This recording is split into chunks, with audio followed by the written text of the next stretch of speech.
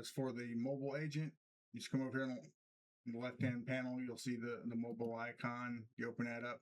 Right now it's connected to my physical Android phone. This is just a burner phone, cheap off Amazon. It's a Pixel 6. Doesn't even have real service. I just use it for developing apps. But you can also run the emulator also if you don't have an Android phone. So you can just hit the plus button here and then pick whatever you want and install it.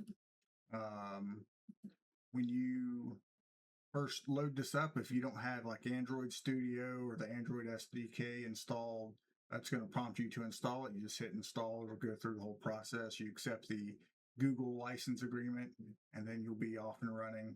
The first thing you'll do is install an emulator, or you can, like I said, you can plug in a physical device and use that.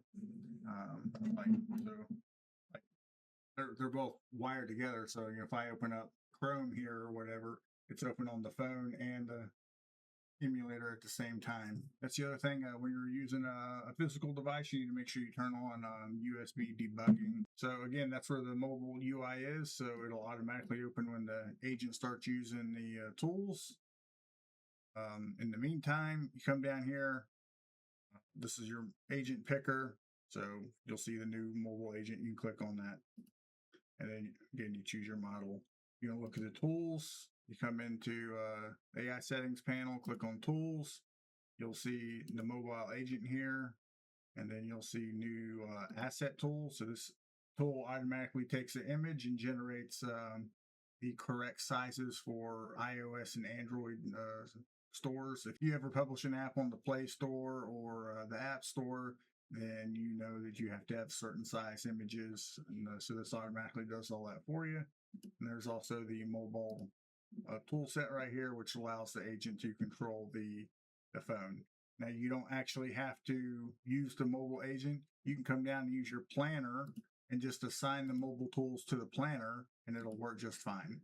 Also, if you're using Codex, so if you're using your ChatGPT subscription, you just come down and change this to Codex, whatever model you want, and then change this agent picker to Codex.